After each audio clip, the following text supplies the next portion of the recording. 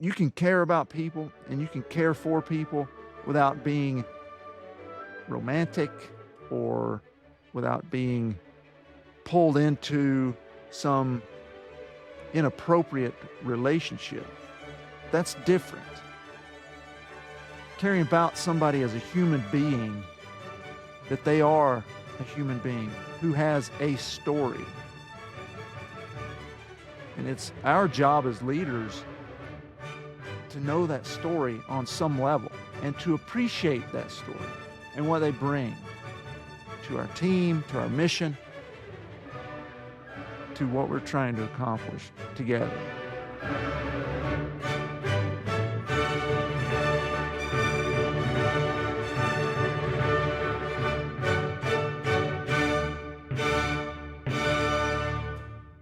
Welcome to the Science of Leadership, the podcast dedicated to helping you become a better leader. Here, you'll gain valuable knowledge, hear inspiring stories, and learn the scientific principles that promote exceptional leadership. I'm Tom Collins, your host, and I'm thrilled to have you join us on this journey to becoming a better leader. Justin, today I think we should wrestle with the third of the 4 C's of leadership, caring. You know, when we start to think about caring about the people that we are leading, what are we really talking about? Caring can have so many meanings and so many circumstances. So what do we really mean when we're talking about caring about people we're leading?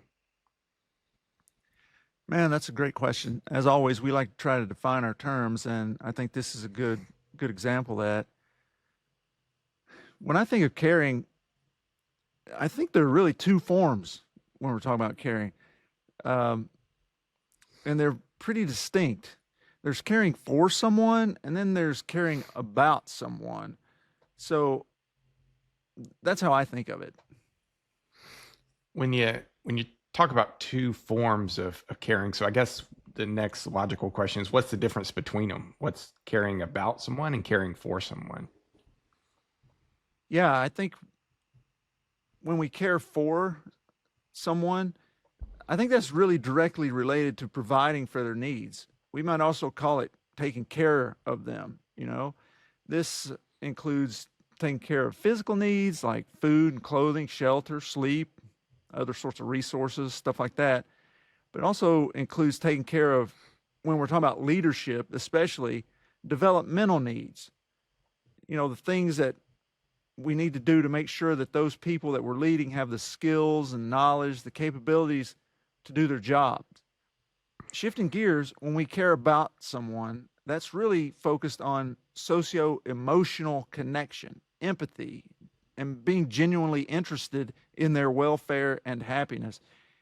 It includes caring about who they are, their abilities, personality, interests, family, things like that. It also includes caring about what they want, their goals and dreams. And it includes where they're from, that is, their background, the hardships that they've faced, things of that nature. That's all rolled into caring about someone. If we want people to be committed to the team and goal over the long haul, we have to care about them. That makes a lot of sense, especially, you know, I can easily give an example of being in medicine. Like, we care for people all the time, regardless of who they are, our personal relationship with them. Like, our job is to care for them, to take care of their needs, especially in the form of a hospital. But I see there's a huge difference, and you can't just do that when you're in a leadership role. You really have to care about them. That really seems to be a huge difference. Yeah, yeah, absolutely. I think exceptional leadership is both. It is caring for someone, making sure that all the things that they need to do their job, whether it's, again, thinking about sleep. As physicians, we know the lack of sleep and what kind of impact that has on our ability to function and do a good job. And so as leaders, we need to make sure that even things like sleep are taken care of. But do they have the resources that they need, whether it's computers or workspaces or whatever it may be, but then really caring about them, who they are as people and what makes them go. I think that's so vitally important. Well, I can understand that it's obviously important not only to take care of the people in your team's needs, like you're saying, like give them the tools that they need, but also to care for them and to care about them. Do you have an example of like when caring about them actually changed the team dynamics, pushed the team forward, achieved a common goal where it actually mattered that you actually cared about them? Yeah, I mean, I think the first thing I would say, I have a couple of people that jump to mind. One that's probably gonna everybody's gonna resonate with this if they take a moment to do so, but really just just stop for a second. Take a minute and picture in your head, your own head, right? Someone in your life who has had a profoundly positive effect on you. Someone who perhaps decades later still has an ability to influence you. The question is, did that person care about you?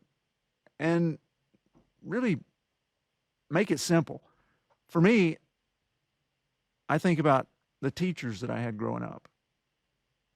The teachers who loved you, when you were in elementary school, if we want to use the word love, I felt loved. I bet they may, as you think about your teachers, maybe not all of them, but there was at least one, I bet, who made you feel like they really cared about you. I can say my first grade teacher, her name was Ms. Letty Petrie. And I felt she cared about me as a person, as a little kid, even. She cared about me. And that made a profound impact on me. That she cared about me conveyed this sense of believing in me, that I could do really great things.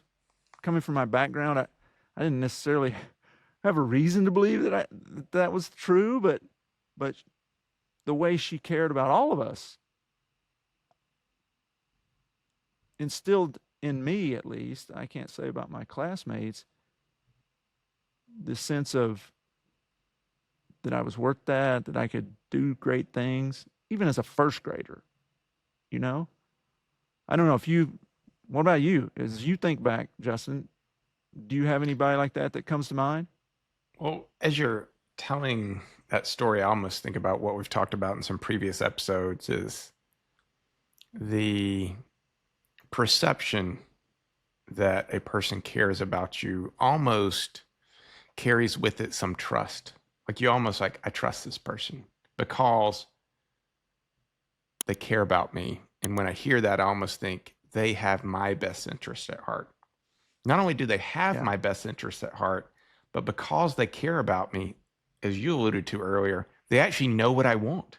They know my needs, my hopes, my dreams, what I personally, as a human, need. And so, not only, like we talked about in previous episodes, not only do I trust their vision, do I trust that they're going to do the right thing, but they actually have the knowledge to do the right thing by me because they care about me and they understand me. They've taken the time to understand what makes me me, what makes me tick, what fills my bucket, if you will.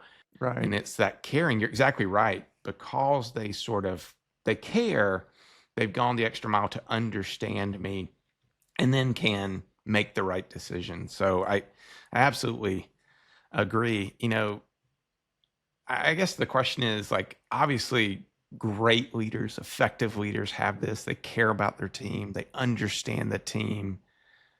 But sometimes in leadership positions, like, is it necessary? Like, I mean, isn't it their job to do their job? I don't have time to be everybody's mentor and everybody's dad. Like, do you have to have that? Do you have to care about your team? Yeah, I mean, I think I think it depends on what you're trying to achieve. And so if you're in it for the next quarter, which is Mm. seems to be pervasive in our society at this point, especially when we look at business domains, if you're in it for the next quarter, the short term, some probably would argue that you don't. I'm not in it for the short term. I don't think that great institutions are in it for the short term.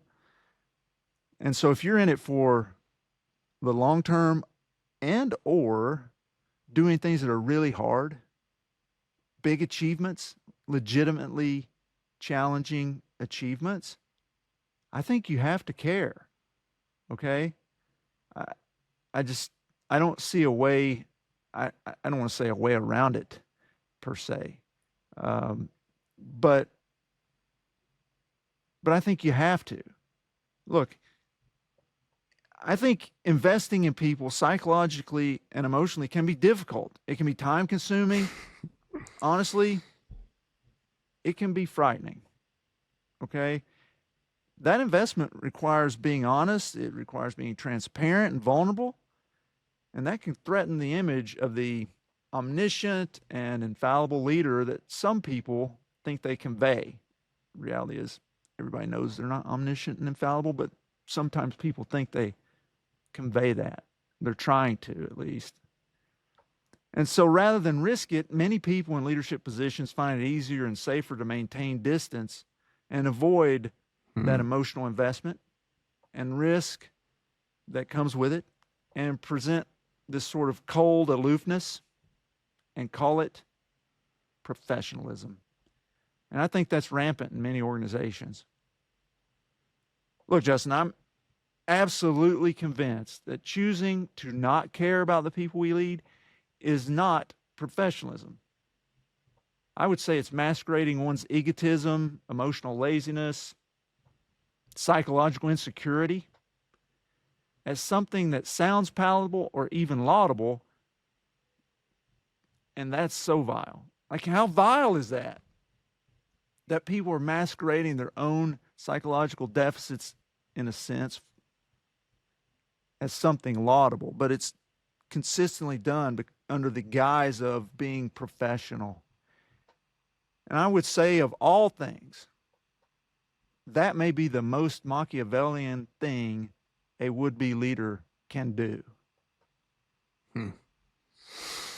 Wow, that's a lot. I was just, as you're talking, I was starting to think about what we've mentioned before of the difference and the overlap sometimes as management and leadership. And this seems to be one of the big ones.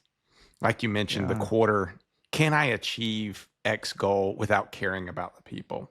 Probably. Can you lead them? Everything you've talked about of leadership, what, like taking the rising tide, lifting all boats. Can we get into the harbor being a manager, not caring about our team? Probably. Can we raise all boats? Can we make everyone better without caring about them? I don't think so. And, you know, we talk about teams, and we talk about elite teams. I think this is one of the differences. Like, this is one of the differences of teams and elite teams. You think about in the military about elite teams. That would be the special forces. Every book that's ever been written, every interview, it talks about this family dynamic. Like, these are my brothers. That conveys what you're talking about. They care about me. They care about me almost like a brother would. And I think you're right. If you want to achieve great things, if you are a leader that wants to achieve greatness, not just something, not just whatever goal you set for yourself or whatever, if you want to achieve greatness, if you want your team to achieve greatness, it does take caring. I do think it probably costs us a lot, you know. Sure. Or at least there's a risk that it could cost us a lot. Yeah. So many characteristics go in to caring. Can you expand a little bit more on why you think caring is so important? I mean, I think we've touched on it a little bit, but can you go in a little more in depth and like just why did it get one of the 4 C's. Like, why is it so important to great and exceptional leadership? Yeah, and let me just say from the outset, and this is not directed at you per se, because we're having a conversation, hopefully that is interesting and valuable to those folks who are listening. But honestly, I see it as an indictment on on our world that there needs to be a justification as to why we should care about the people we lead. Right? I mean, But why? exactly. I don't have time for that. A perennial reason for why people leave organizations is because they feel unappreciated. No one 100%. cares about them or what they do. I mean, if nothing else, if for no other reason than because of the amount of attrition that transpires because we, those who would lead, don't care about their people, that's an enormous one. And we've talked about that previously, this idea of intention to lead and burnout and all those things, right? The turnover. And so, if nothing else, that one is enormous. But the basic reality is if you don't care about your people, they won't trust you. And we've hit on that in multiple episodes, right? Trust is a bedrock thing that you must have. Think about it. How much do you trust somebody if they don't care about you? Hmm. I'll say, if somebody doesn't care about me, I can't count on that person to treat me right or do the right thing.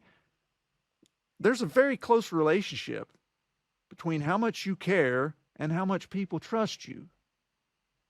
The more they care about you, the more that you trust them. It's that simple. If we don't care about the people we are leading, they won't trust us, and guess what? We won't be able to lead them. Plain and simple. Hmm. It's interesting. Like, I feel like this is one of the characteristics or qualities you can't fake. Can't fake it till you make it. Like, people really can tell people you're trying to Sure. lead if you care or not. Like, it's not one of those things, so much of this can sort of be boiled down to caring. You read books like How to Win Friends and Influence People, and they're like, ask them questions about themselves, get to know, like, it's so much of you need to care about them. Right. That's how you influence people, is when you start to care about them, they will care what you say and what you think and where you Right. want to lead them. It's very much a relationship. It's do you think it's something people can fake? Like, I'm not really good at caring about people. Can I fake it? Can I ask them questions about themselves, but I'll remember their name and their birth date and they'll think I care about them? I mean, I think that there are certain people with psychopathology, probably. If we really are being honest, there are people out there who have this pathologic profile that allows them through charisma or other means to convince certain people. I mean, you see this on these sort of TV shows, not that I watch them, but occasionally I've come across, say, Dateline or whatever it may be, where you've got this person who is a serial uh, abuser in a sense, not necessarily physical or so forth, but user, maybe that's a better word, of it's usually a guy, right, who is a ne'er-do-well, and he repeatedly connects with these women, takes all their money, and somehow these women really thought he cared about them. And Mm. he may have a wife and family in some other state, right? And so there are people that have that, but that's not a capability that I think we want to emulate, certainly. So, It- but I think, to your question, really, aside from those people with that kind of pathologic makeup, no, I don't think so. And I think that most likely in those situations when we are dealing with those people that do have that pathologic makeup, it's probably as much about the person who gets used and what they're hoping for and they're looking for and the position they're in life as it is about that person who is pulling the wool over their eyes. So in a leadership position, no, I think you're 100% correct that we can't fake it. Mm. People know, and if we're trying to fake it, people pick up on that, and that just pegs the needle the complete opposite direction of where we want it to go, and that will erode our capability to lead them substantially. I'm struck by how much this is. I mean, we keep going back to this a lot because so much of leadership is almost like a family type dynamic. Of my oldest son, who's 11, so he's sort of at the age where he really wants to be heard.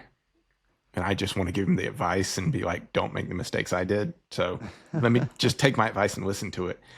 But he really has a hard time taking the advice if he's not being heard. And it, as I'm listening to you, I realize so much of this is he wants to know I care, that I care about his situation, how he's feeling, what he's going through. And so much of that is caring about him. And then once he understands I care about him, the advice, the direction, the leadership, exactly, he's going to trust it. I also, like, when I think about things I read about or have seen at institutions, nurses going on strike for something, it's exactly what you said. It's usually not about money. It's usually not about benefits. They don't feel valued. Right. And I'm thinking it's almost a meme now. It's so universal of like, oh, we showed them we cared. We gave them a pizza party. Like that Right. just appreciation day. And that's what I think about when you're like people trying to fake it. Oh, we gave them an employee appreciation day. Here's an umbrella. Exactly. We gave them an umbrella, and they can see through that. They're like, they don't even know my name. They don't even know who I am. And it's exactly what you said. If they cared about the people they were leading, this wouldn't be a problem. So I guess you don't have to convince me that caring about the people you're leading is of the utmost importance. But how do we do it? How do we do it practically? Like, how do we care about those we're leading? How do we invest in them? How can we give our listeners some practical advice of like, okay, this may be the thing you want to put on your mirror and you really want to work on, caring about the people I'm leading. But how do you get there? Well, I would say, how do you know when people care about you? What do they do that makes you know when they care about you? A lot of times it's our interactions. Like, do they ask me about something? Are they invested? And usually that's in the form of they're asking questions that give them no benefit to know the answer to. They don't ask me, hey, where are the TPS reports that need to be on my desk? You're not asking about that, something that they need to know, but they're asking something that shows they have insight into my own concerns, my own needs. Hey, I remember your kids are starting school. How are they doing with that transition? Hey, I know your mom was sick. How's she doing? How are you doing in work? Are you like things that necessarily, they don't mean a checkbox on them and they're not some bottom line. So I guess the question is like, how do you develop those skills as a leader to demonstrate? Is it just repetition? Is it, you do it? And I think that I think a lot of it is modeling. As I think about people who've cared, that they made me feel valuable to them, that I was important in some manner. And I want to emulate that. That goes way back, and you learn so much of leadership. I think people learn or don't learn as they're growing up.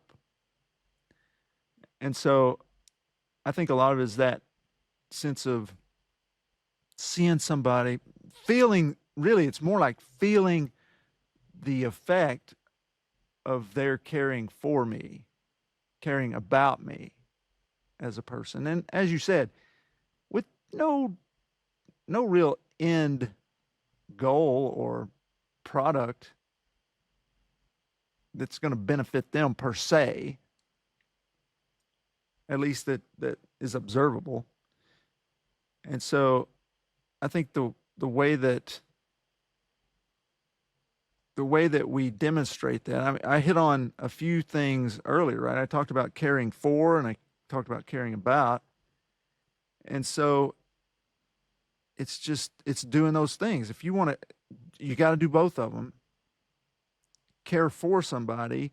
If you have a team of people that you're working with, look, in the hospital,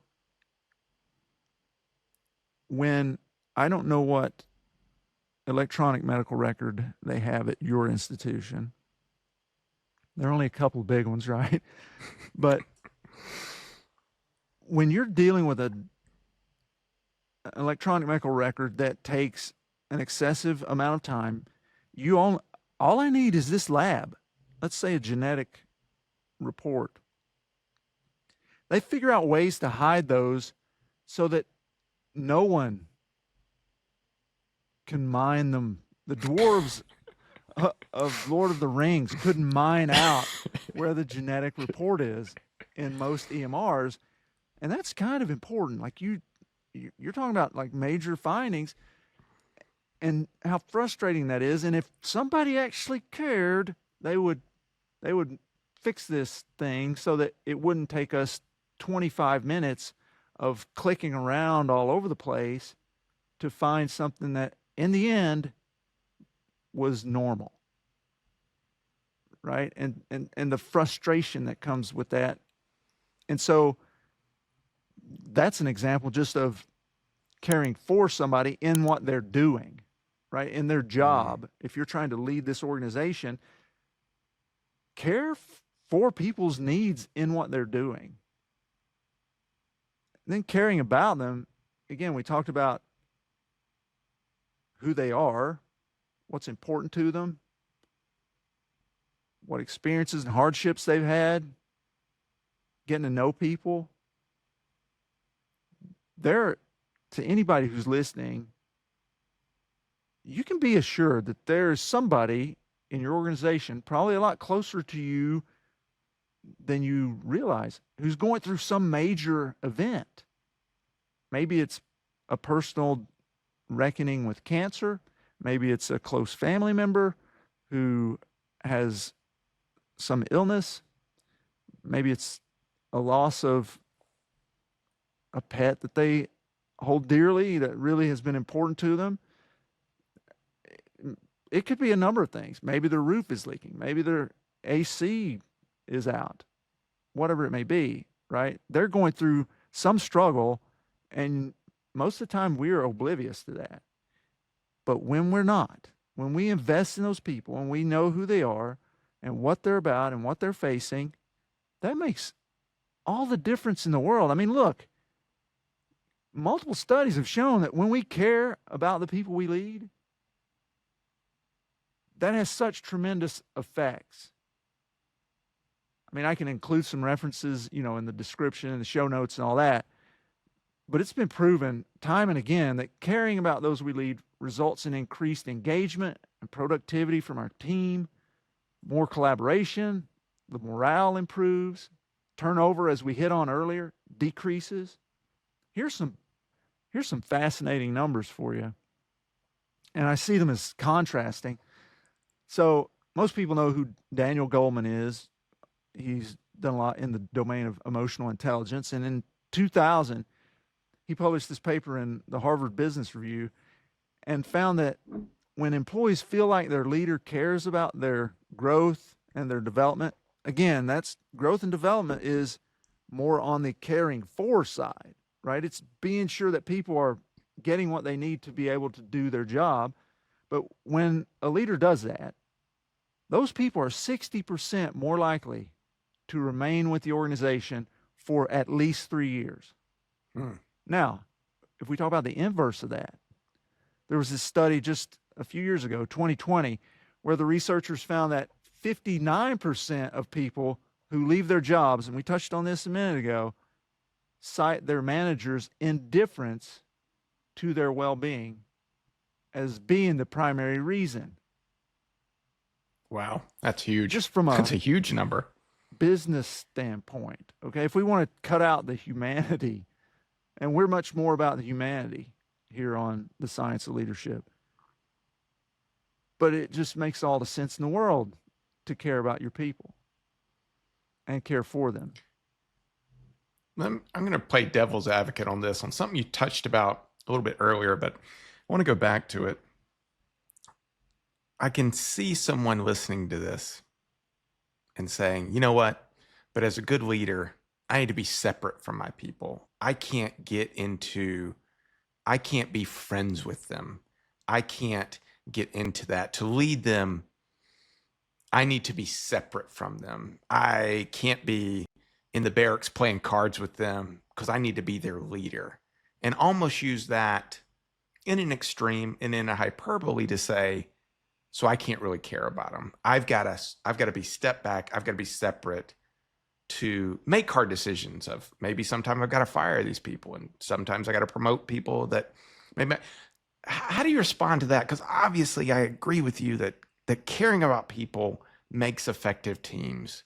But what about the people who would say, I can't do that because I need to be separate from them. I need to be separate to be a leader. Sure. That's probably the leading pushback, if we say that, argument, whatever that you want to call it, with regard to caring about people. And again, going back to what I said earlier about that just being Machiavellian as can be. But as somebody who was in the military, I totally understand this principle of, in the military, when you have officers and then you have enlisted, and there's not supposed to be fraternization between the officers and the enlisted. And the reason for that is so that you can maintain chain of command and leadership authority. But that isn't synonymous with caring.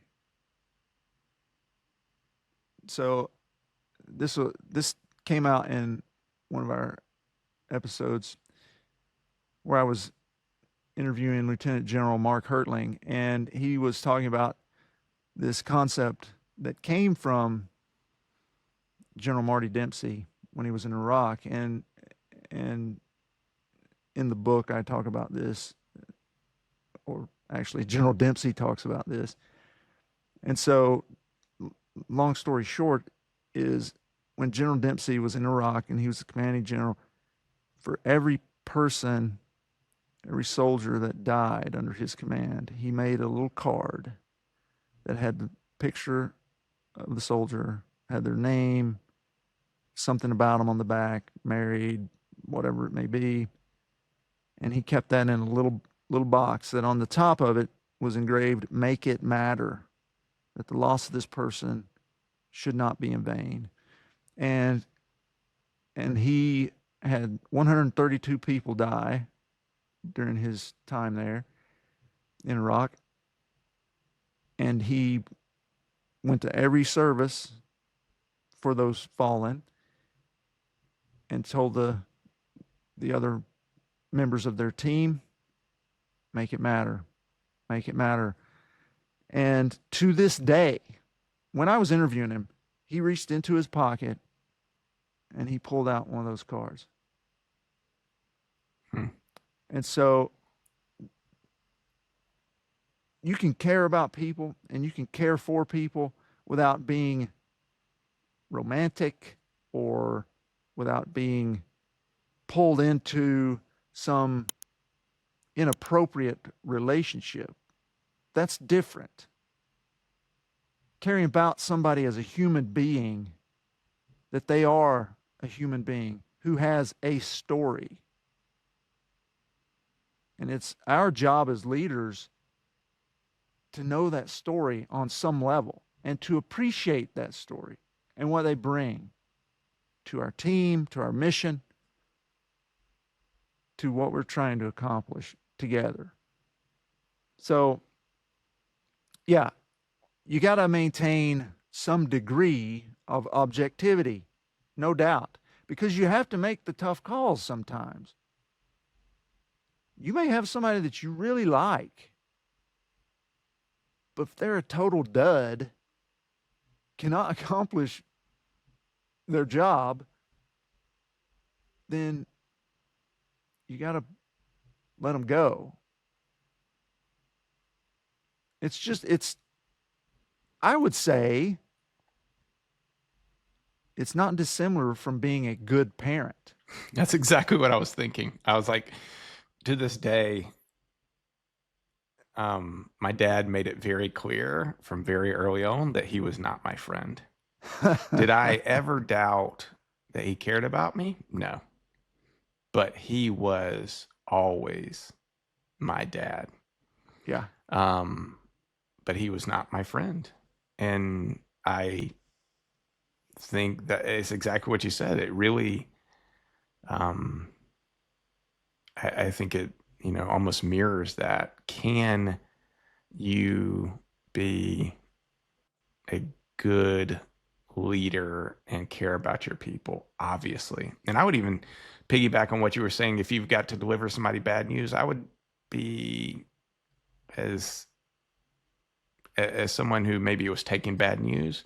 If I had to get fired and I really thought that that person cared about me, I think it would actually be easier to take, to be like, wow, they've actually thought about this. And as much as you can accept that, as much as you can trust their judgment, if you really know that they care about you, you know that they're doing the right thing and they care about the rest of the team too.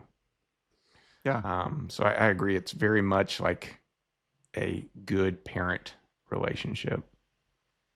Yeah. Well, I use a sort of approach that your dad has used. I can't tell you how many times I've told my kids know I love them to a level that's unquantifiable.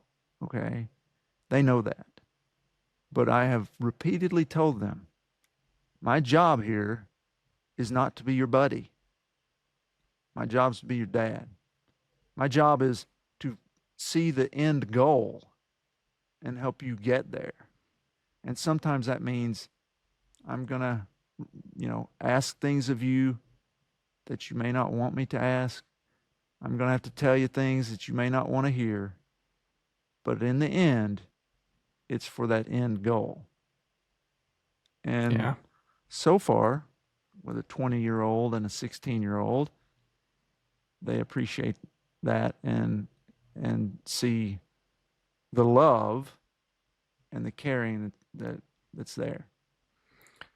So, as we sort of wrap this up, and I think, I hope we've convinced our listeners just of how important that caring is for effective and exceptional leadership. If we could leave them with one practical thing about caring, how to do it, what's something they can do tomorrow, tonight, this week, next month, and really sort of see the real world impacts that caring can have? Like how do they apply that to their own team? Yeah, I will share a story that I think that gets at the practical of it.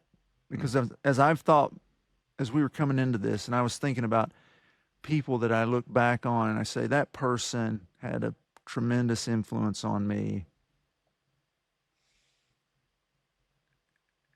and care, and it was from a caring standpoint. I was absolutely certain of it.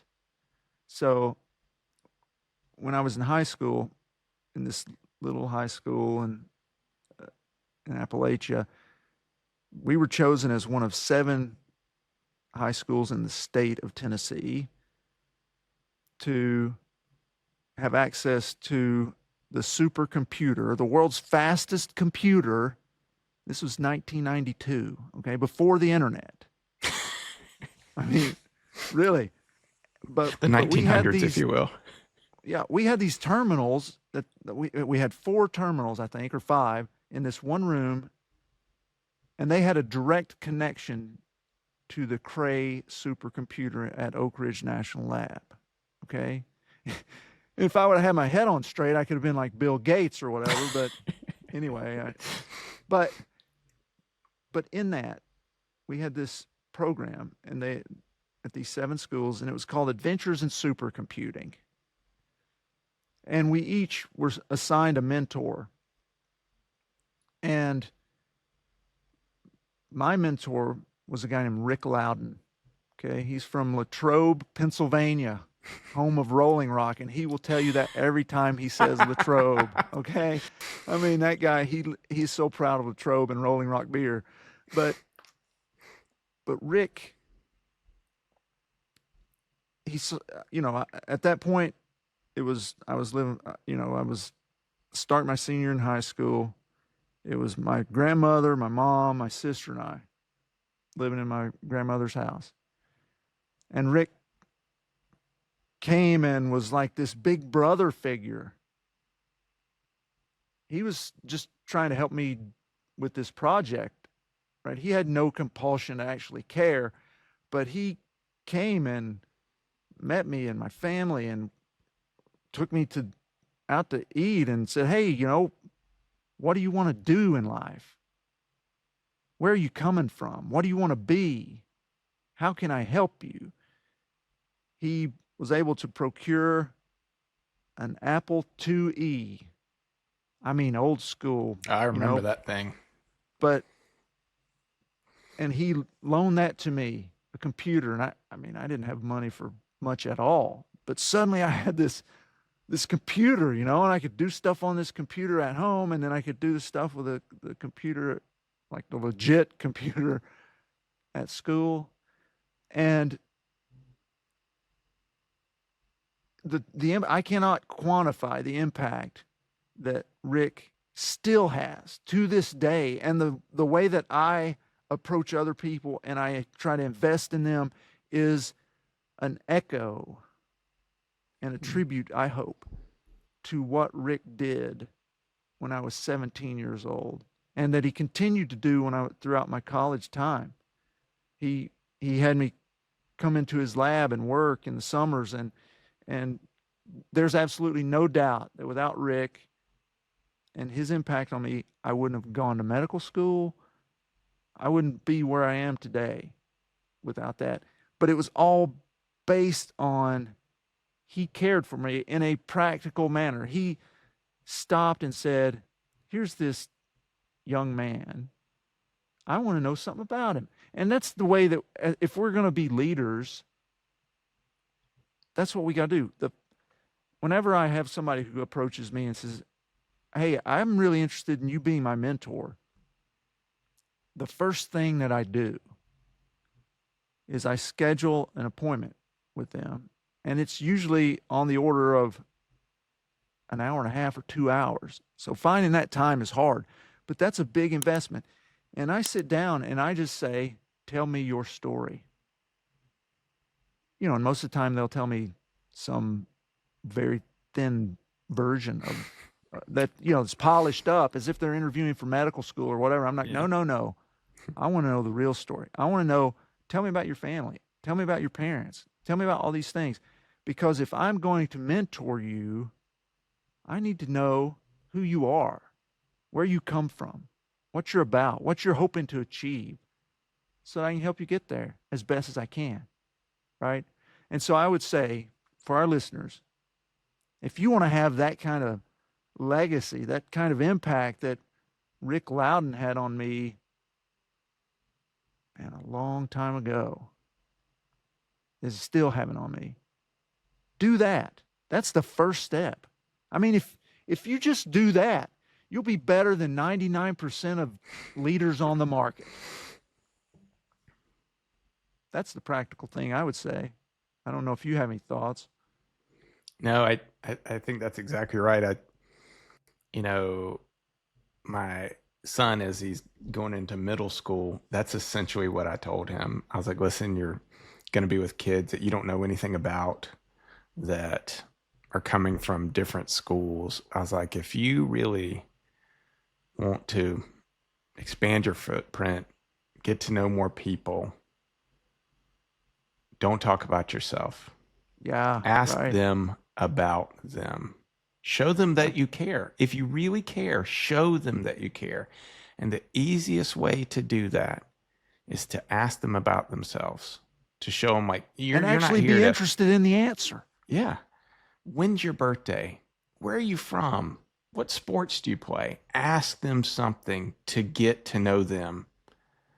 And that shows them that you care. So I'm thinking about it as you're doing that, like, who am I going to, like, almost like, we're talking about putting them on the bathroom wall or on the back of our door or something like that. Like, who am I going to ask what today? Something not about work. Ask someone something. Yeah. Yeah. And you've told your kids something very similar that I've told my son. He asked me, how do I make friends? How do I, honestly, at his age, how do I get a girl to like me? Right. and I said, the single key is to make people feel good about themselves in your presence. If you do that, who doesn't want to be around somebody like that? That really is the boiling down. I mean, that could almost be a definition of caring right there. People feel good about themselves in your presence, even if their situation is bad or their circumstances are bad. Right. I feel safe. I feel valued. All these things we talked about. I feel valued. I feel cared for. All of that. And I really want to touch on one last thing. Yeah. Before we wrap this up, of what you mentioned is caring about the answer, not only asking the question, but active listening about the answer and really caring about the answer, not quickly thinking what you're going to say next or how you're going to respond, but really taking in what they're saying and being interested in the answer. That's solid gold right there. Man, it is. I don't know that we can end on any better note. Well, thanks, Justin. This has been a great conversation. Thank you for joining us on this episode of The Science of Leadership. We hope today's discussion has inspired you and given you valuable insights to help you become a better leader. Remember, leadership is about helping those we lead do great things. It's a journey of continual growth and learning. When we embrace that journey with curiosity, courage, and humility, we can confront challenges, overcome barriers, and foster environments where everyone can succeed. If you enjoyed today's episode, be sure to follow or subscribe, leave a comment, and share it with others who are passionate about leadership. Until next week, keep leading with character, competence, caring, and communication. This is Tom Collins. Let's keep growing.